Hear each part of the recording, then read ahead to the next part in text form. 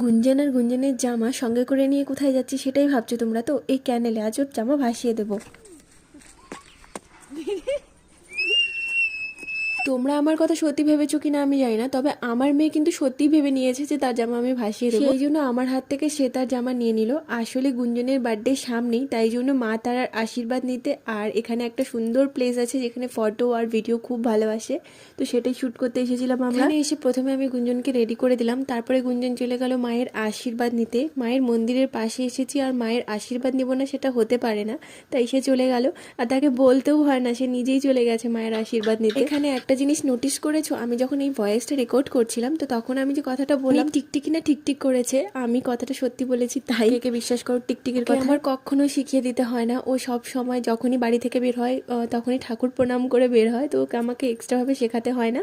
তারপর আর কিছু video shoot করে নিলাম রিলসের জন্য, তো ভিডিও শ্যুট করে বাড়ি চলে এলাম।